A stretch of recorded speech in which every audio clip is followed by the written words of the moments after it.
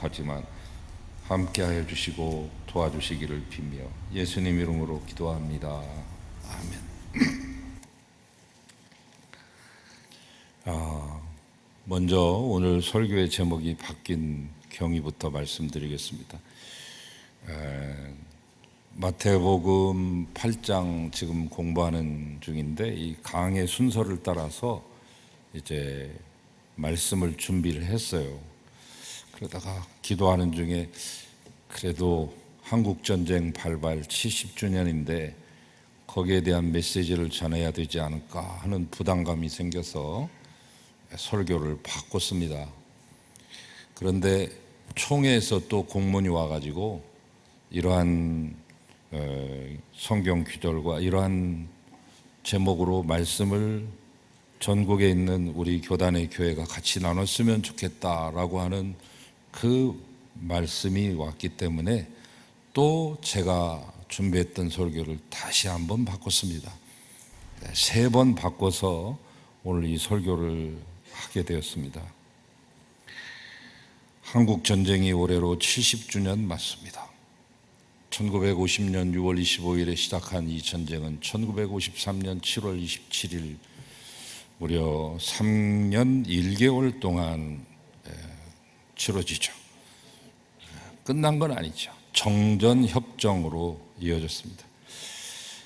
3년 동안의 전쟁은 이 한반도에서 실로 많은 것을 빼앗아갔습니다. 일상은 무너져 내렸고 삶의 터전은 폐허가 되었습니다. 가족들은 생사도 모른 채 흩어졌습니다.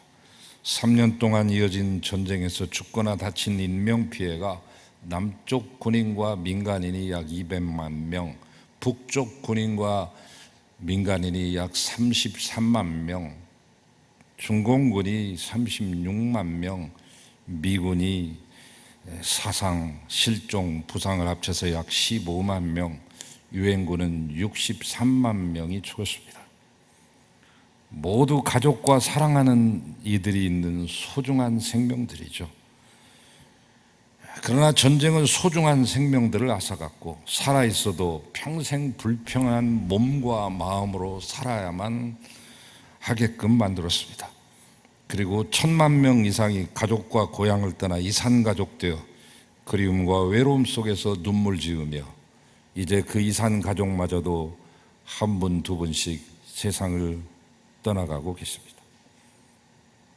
분단과 전쟁의 비극이 낳은 씻을 수 없는 병이죠. 아시아학에 거두며 한반도 전문학자이고 한국 현대사의 세계적인 석학으로 알려진 미국 시카고 대학의 사학과 교수인 석좌 교수인 브루스 커밍스 교수가 쓴 책이 있습니다. 한국 전쟁에 대해서요. 2권을 썼는데 1980년도와 93년도에 걸쳐서 썼습니다. 한국 전쟁의 기원이라고 지금도 쓰고 있습니다. 계속 고쳐가고 정보해 가니까 40년째 쓰고 있는 책입니다. 좀 기분 나쁘실 수 있습니다. 한국사에 있어서, 한국 전쟁에 있어서, 학에 있어서 아시아 사람, 그것도 한국 사람이 세계 최고의 전문학자가 돼야 되는데 왜 미국 사람이 전문가인가? 이유가 있죠. 한국 사람은 자료에 제한이 되어 있습니다. 미국의 국회 도서관에 있는 자료를 열람할 수 없습니다. 한국 전쟁에 감춰져 있는 그 비밀스러운 이야기들, 뒷이야기들을 접근할 수조차 없지만 이 미국 사람인 브루스 커밍스 교수는 쉽게 접근할 수 있기 때문에 우리보다 더 권위자가 된 것이죠. 이 한국 전쟁의 기원이라고 하는 책은 꼭 시간이 되시면 여러분이 한번 읽어보시기를 권하면서 한국 전쟁의 참상에 대해서 그 책 머리맡에 이렇게 써내려가고 있습니다. 전쟁이 끝날 무렵인 1953년 한반도는 잿더미가 되어 있었다. 남쪽의 부산에서 북쪽의 신의주에 이르기까지 한국인들은 죽은 자들을 묻고 잃은 것들을 슬퍼하면서 그들 생에 남은 것들을 주워 모으느라고 여념이 없었다. 수도 서울에서는 콘크리트와 파편이 뒤범벅이 된 길가에 텅 빈 건물들이 마치 해골처럼 서 있었다. 북쪽에서는 현대식 건물이라고는 거의 다 쑥대밭이 되어버렸다. 평양 등의 도시들은 벽돌과 잿더미가 되고 말았다. 마을들은 텅 비었으며 거대한 댐들은 더 이상 물을 저장할 수 없게 되어 있었다. 3년간의 한국 전쟁이 남과 북의 모든 것들을 파괴했음을 증언하고 있죠. 세 집 걸로 한 집은 다 파괴됐습니다. 두 개 걸로 하나, 절반 이상의 모든 산업 기반 시설도 다 파괴됐습니다. 시설만 파괴된 게 아니라 그로 인하여 폐결핵과 천연두가 만연하고 콜레라가 확산되는 등 한국 전쟁 이후 한반도에 남은 것이라고 하는 것은 무너진 가정과 산업시설과 서로 간의 증오뿐이었습니다. 여러분, 교회도 만만치 않은 피해를 봤죠. 나중에 시간이 많이 될 때 제가 정확한 말씀을 드리겠습니다만, 전쟁이 발발한 후 딱 반년 동안에 6개월 동안에 1373개의 교회가 파괴됩니다. 한 266개의 교회가 파손됐습니다. 서울에 있는 성서공회와 또한 기독서회가 파괴되어서 그 수많은 좋은 우리 선배들의 믿음의 자료들이 다 소실됐습니다. YMCA와 세브란스 병원이 심각한 손상을 입었습니다. 수많은 목회자들과 기독교인들이 학살되었습니다. 우리 교단의 송창근 목사님을 비롯한 유력한 분들이 북으로 납북되기도 했죠. 제가 다 이루 어떻게 말할 수 있겠습니까? 모든 전쟁은 끔찍합니다. 숱한 생명이 희생되고 서로를 원수로 만듭니다. 도대체 전쟁은 누구를 위한 것입니까? 누구를 위해 종이 울립니까? 역사에 정의로운 전쟁이란 존재하지 않습니다. 인간의 얼굴을 지닌 전쟁이란 있을 수 없습니다. 전쟁은 결코 인간적이지 않으며 낭만적일 수 없습니다. 선한 전쟁 따위는 존재하지 않습니다. 오직 죽이거나 죽거나 둘 중 하나를 선택해야 하며 내가 살려면 반드시 상대방을 죽여야 됩니다. 그러므로 전쟁은 구조적으로 악이며 사랑을 최고의 가치로 생각하는 기독교와 결코 함께 할 수 없는 불의이죠. 워싱턴 DC, 미국의 수도를 방문해 본 적이 있습니다. 거기 가면 한국 참전 추모 공원이라고 하는 곳이 있습니다. 제퍼슨 기념관도 있고 링컨 동상도 거기 있습니다만은 저는 그런 것보다 한국 참전 추모 공원을 먼저 갔습니다. 한국 전쟁 참전자들의 동상이 있습니다. 19명의 미군들이 비 올 때 둘러쓰는 판초 우위를 입고 19명의 병사들이 나눠서 서 있습니다. 왜 19명이냐? 19명의 병사 옆편으로 있는 대리석에 반사가 되면 그 19이 2배가 되어서 38명이 됩니다. 38도선을 가리키는 것입니다. 거기에는 다른 전쟁 기념공원처럼 죽은 사람 이름을 쓰지 않았습니다. 이 19명의 판초 우위를 입은 병사들의 바로 옆면에서 비치는 이 대리석에 2,500명의 한국 전쟁에 참여했던 수많은 사람들, 인종별로, 직업별로, 이 육군,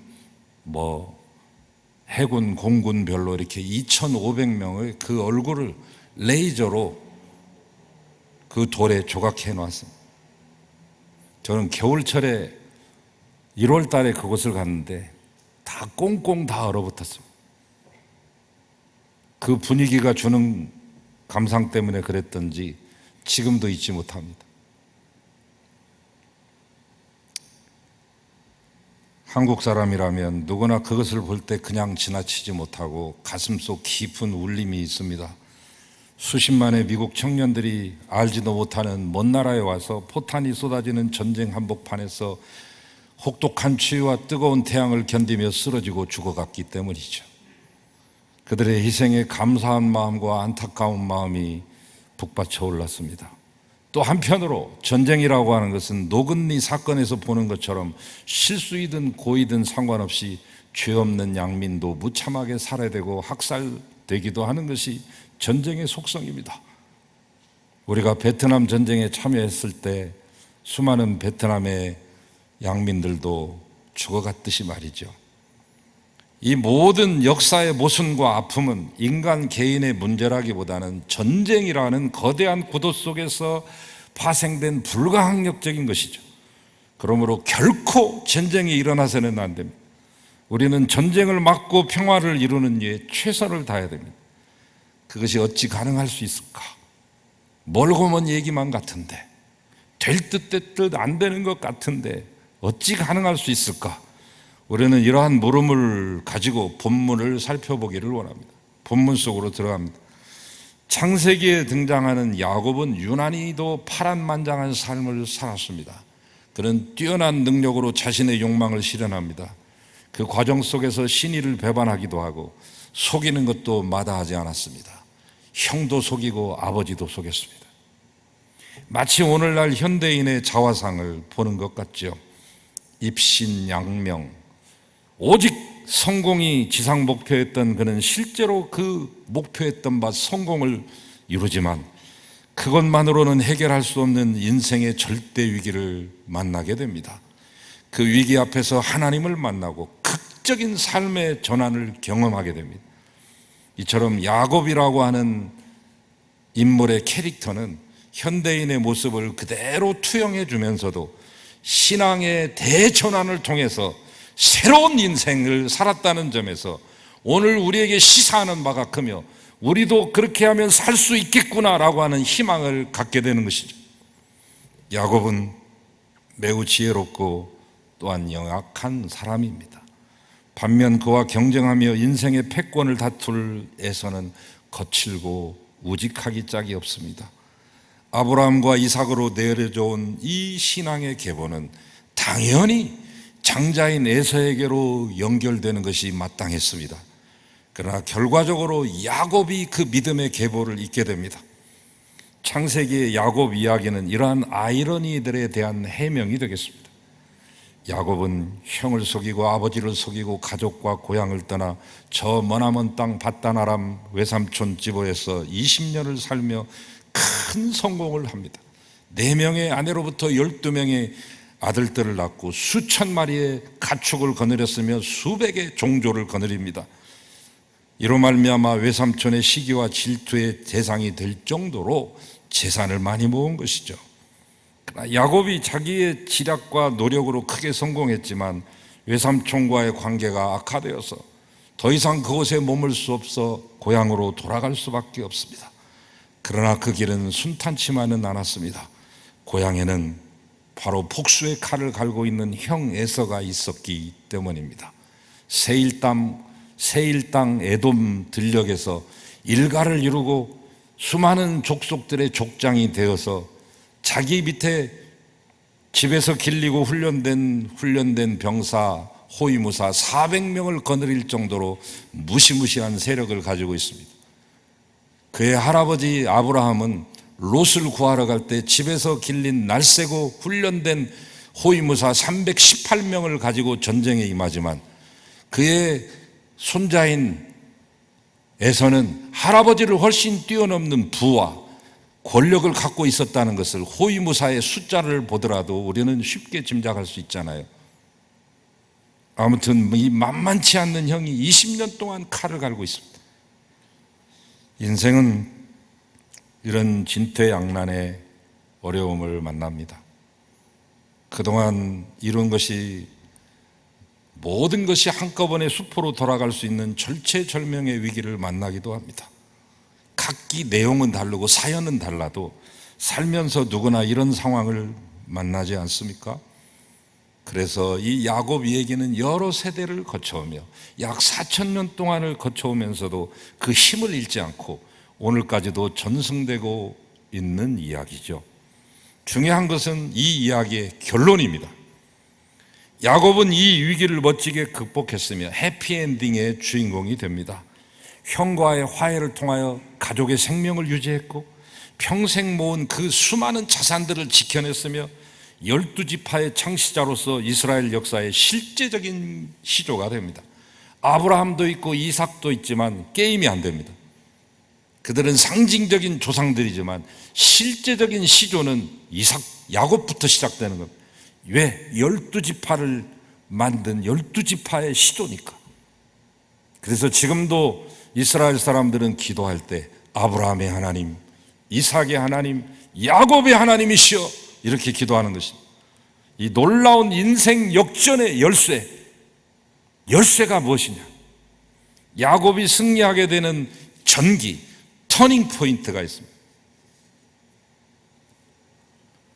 야곱과 비슷한 인생을 살았던 사람을 소개하죠. 여러분도 잘 아시는 독일계 계열의 유대인 가문의 출신인 락카펠러, 우리나라에는 록펠러라고 알려져 있습니다. 이 사람 33살에 백만장자 밀리언의 계열에 딱 듭니다. 33살에 43살에 미국 최대 부자가 되었습니다. 53살에 세계 최대의 부자가 되었습니다.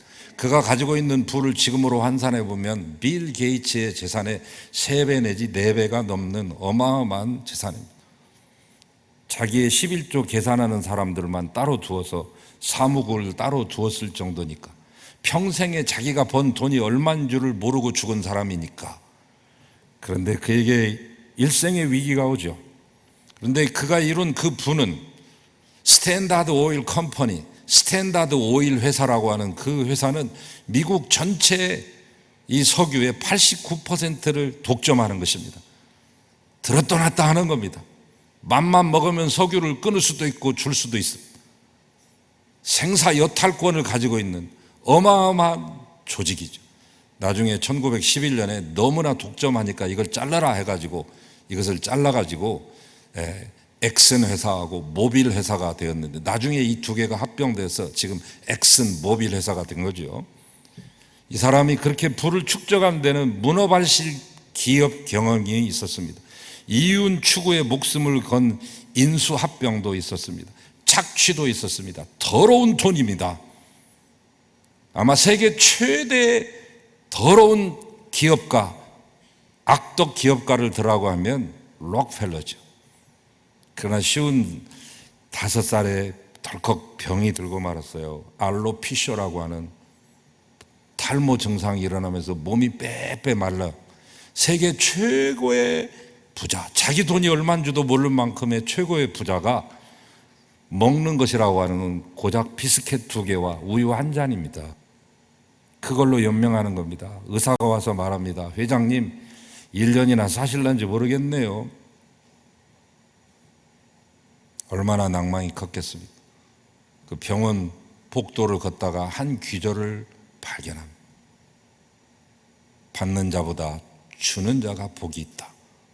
이 귀절을 발견하고 그의 생애 일대 전환이 일어나죠. 그래서 생을 연장받아서 43년을 더 살게 돼요. 98세의 삶을 살게 됩니다. 그 병원에서의 그 한 귀절이 그의 인생의 전기가 되어서 나머지 43년이라도 착하게 살아보려고 무던히도 애를 썼고 500개의 교회를 세우며 수천 개의 파이프 오르간을 기증하기도 하고, 그가 세운 학교를 통해서 114명의 노벨상 수상자가 탄생되기도 했죠. 사람에 따라서 그를 평가하는 게 지금도 나쁘게 평가하는 분도 계시지만, 그러나 인생이 55세 이전과 55세 이후의 43년간의 생으로 전기로 나뉘어지잖아요. 병을 얻음으로 말미암아. 마찬가지로 야곱이 승리하게 되는 전기, 터닝 포인트는 야복 나루터였습니다. 야곱은 가족을 먼저 고향 쪽으로 향하게 하고 야복 강가에 혼자 남습니다. 가축들도 다 떠나보냈죠. 종졸들 떠나보냈죠. 부인도 자기가 싫어하는 순서로 먼저 떠나보내고 맨 마지막에 자기가 제일 좋아하는 라헬을 떠나보냅니다. 말 그대로 혼자 남은 것입니다. 그 밤이 지나면 오래전 헤어진 형을 다시 만나야만 합니다. 형을 만나서 어떤 일이 일어날지 알 수 없습니다. 형의 분노가 그의 삶을 산산조각낼 수도 있습니다. 형 에서와의 만남이 화해가 될런지 전쟁이 될런지 예측할 수 없습니다. 그 절체절명의 밤에 야복은 야북 나루터에서 천사와 밤새 씨름을 하는데, 야복이라고 하는 말의 이 히브리어 동사는 바카크입니다. 졸졸 흐르는 소리를 내다. 시냇물이 개울가에서 졸졸졸졸 흐르잖아요. 야복강가가 그렇게 큰 강 아닙니다. 강줄기가 센 강도 아닙니다. 졸졸 흐른다는 뜻도 있지만 동시에 잔을 비운다, 그런 뜻도 있거든요. 운명을 결정짓는 결전의 자리임과 동시에 자기 자신을 비워내는 거룩의 장소인 것입니다. 여기에 씨름의 대상은 천사라기보다는 사실은 하나님이죠. 아마도 야곱은 그날 밤 이 사람과 삿발을 잡고 씨름을 하면서 밤새도록 이렇게 생각했을 겁니다. 이게 형이 보낸 최고의 자객이구나. 형이 보낸 이 내 400명의 호위무사 중에 제일 힘세고 싸움 잘하는 자객을 보내서 나를 죽이려고 하는구나, 이렇게 생각했을지도 있습니다. 어쨌든 야곱은 질 수 없는 싸움입니다. 20년 고생해서 이룬 자기 인생의 모든 것이 걸려있기 때문에, 그래서 야곱은 이 씨름에서 끝까지 포기하지 않고 매달립니다. 모든 것을 걸고 목숨 걸고 결사적으로 매달립니다. 이 씨름에서 그는 이스라엘이라는 새로운 이름을 얻어냅니다. 흔히 이 이름을 해석할 때 하나님과 겨루어 이겼다고 말하는데, 저는 이 해석이 잘못됐다고 봅니다. 이스라엘의 엘이 하나님인데, 이 엘을 혹격으로 풀이해보면 하나님이 이기시다, 하나님이 다스리시다입니다. 이것이 본문의 맥락에 적합한 해석입니다. 실제 그는 씨름 막판에 졌잖아요. 허벅지 관절에 있는 둔부의 힘줄이 끊어졌잖아요. 허벅지 관절이 위골됐잖아요. 탈골됐잖아요. 쫄룩거렸잖아요. 거의 힘을 쓰지 못하는 막판에, 그래 알았다, 네가 이겼다야, 이제부터 네 이름을 이스라엘이라고 해줄게 하고 하나님의 축복을 받습니다. 그때부터 그는 드디어 하나님이 다스리는 삶을 시작합니다. 그리고 축복을 받은 그 장소를 브니엘이라고 말합니다. 브니엘, 하나님의 얼굴. 야곱은 그날 목숨을 건 씨름을 통해 하나님의 얼굴을 본 것입니다. 즉 하나님을 만난 것입니다. 마침내 그 다음날 20년 만에 형제가 만나는 장면에서 기적이 일어납니다. 형 에사가 자진해서 달려와 야곱을 끌어안고 입맞춥니다. 형 에서를 만나는 순간 야곱은 그의 입에서 덜컥 이런 말이 나왔습니다. 형님의 얼굴을 배우니 하나님의 얼굴을 뵙는 것 같습니다요. 형님도 나를 기뻐하시는군요. 이것은 아부도 아니며 립서비스도 아닙니다. 그 전날 밤 야복 나루터에서 본 하나님의 얼굴, 그 하나님의 얼굴을 본 야곱은 형의 얼굴에서 하나님의 얼굴을 본 것입니다. 야복 나루의 결전을 통해 야곱이 변화됐으며 동시에 에서의 마음도 녹아내렸던 것이죠. 야곱이 하나님을 만나고 나서 만난 형은 예전의 형이 아니었습니다. 형을 만나고 있는 자기 자신 야곱도 예전의 야곱이 아닙니다. 결국 야곱이 야복 나루에서 만난 하나님은 평화의 하나님입니다. 야곱은 목숨을 건 씨름을 통해 이 평화의 하나님을 만나고, 이 평화의 하나님으로 인해 형제 화해의 대역사가 이루어진 것입니다. 오늘 말씀에서 우리는 무엇을 배웁니까? 야곱은 자기의 인생의 전환점인 야복 나루에서 자신이 이뤄낸 것을 지켜내려고 결사적으로 매달렸습니다. 오늘 우리가 결사적으로 매달리고 지켜야 될 것은 무엇입니까? 코로나 때문에 많이 힘겨우신데, 그러나 코로나는 언제 있으면 지나갈 것만, 남과 북의 이 분단은 70년이 지나도 해결되지 않고 겨우 그나마 이뤄낸 싸움 안 하는 정도, 이뤄낸 완전한 평화는 아니지만 평화의 근사치까지 이뤄낸 이 평화를 지켜내야 됩니다. 전쟁 없는 세상, 이것이 우리가 지킬 가치입니다. 지금 북한이 어깃장을 놓고 위험한 폭주를 일삼으며 불장난을 저지를 것 같은 이 일촉즉발의 상황 속에서 우리는 북한이 참 야속하고 얄밉기조차 합니다. 그렇게 잘해줬는데 이것들 배은망덕하네. 그러나 우리는 70년 전의 비극적인 전쟁 상황으로 돌아갈 수 없습니다. 극한 대립으로 살아왔던 지난 냉전 시대의 상황을 반복할 수도 없습니다. 우리가 평화를 누리기 위해서 살아온 세월을 수포로 돌릴 수는 없습니다. 우리에게 전쟁은 곧 파멸이기 때문입니다. 지난 70년 동안 우리가 이룬 건 기적이죠. 사람들은 한강의 기적이라고 말했습니다만, 그러나 70년 전과는 비교할 수 없이 발달된 무기체계 속에서 여러분 다시 한번 전쟁이 일어난다고 생각해 보세요. 그 희생은 상상할 수 없습니다. 70년 전에는 수백만 명 죽고 끝난 전쟁이지만 70년 후에 지금 전쟁이 일어나면 살아남을 자가 과연 몇 명이나 되겠습니까? 수천만 명이 죽는 것입니다. 한반도에서 전쟁은 결코 안 됩니다.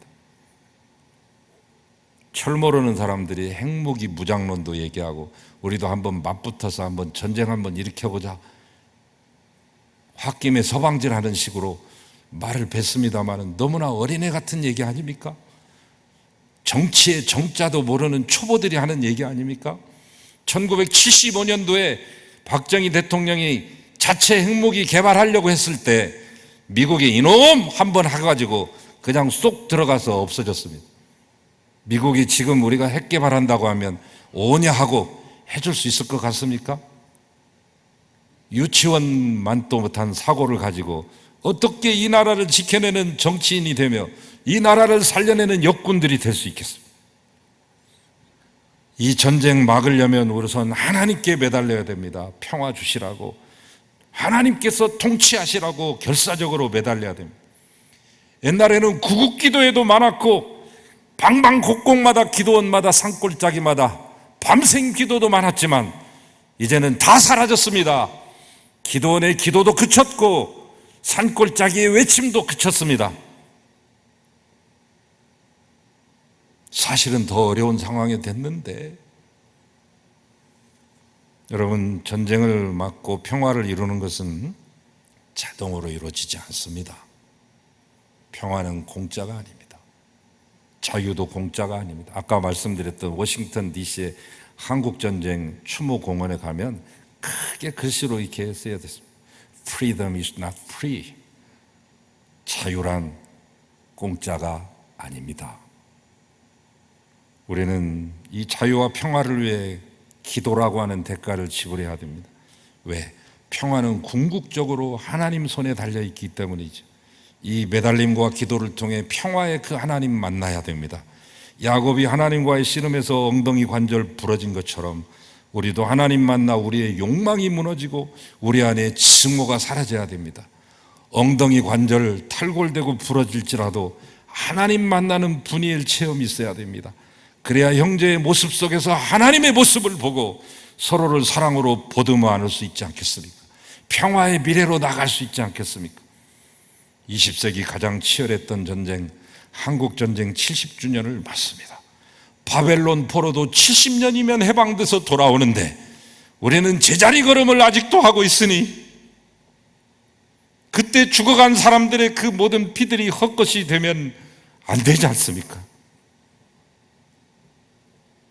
17살 나이에 아버지가 순교해서 공산당들에게 꽃갱이로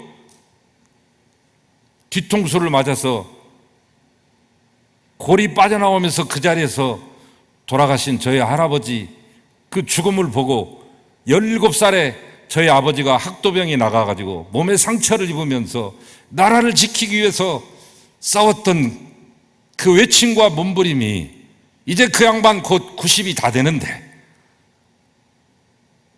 얼마 안 있으면 돌아가시는데 그 이전에는 우리가 일어나야 될 거 아닙니까?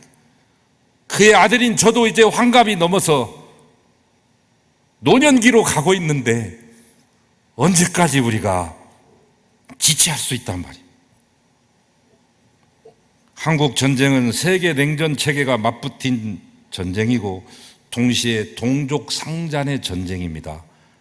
아주 미묘한 것입니다. 복잡한 것입니다. 우리가 알지 못하는 수많은 사연들이 숨겨져 있는 비극적인 전쟁입니다. 그렇기 때문에 평화로 가는 길도 이처럼 험난하고 터덕거리는 것입니다. 그러나 이제 전쟁의 상처를 치유하고 평화의 미래로 나아가야 됩니다. 이를 위해서 남북 당사자들은 물론 전 세계 그리스도인들의 기도가 필요한데 이미 기도하고 있습니다. 우리만 기도하는 것이 아니라 수많은 세계 크리스찬들이 한국을 놓고 날마다 기도하고 있다는 이 사실에 고무받고 격려받으며 그들의 응원에 힘입어서 힘차게 나가야 돼. 예수 그리스도의 십자가를 통해 이룬 화해와 평화가 이 땅 위에도 충만히 임하시기를 주님의 이름으로 축원합니다. 주님, 우리를 불쌍히 여겨 주시옵소서. 세상에 이렇게 불쌍한 민족이 어디 있습니까?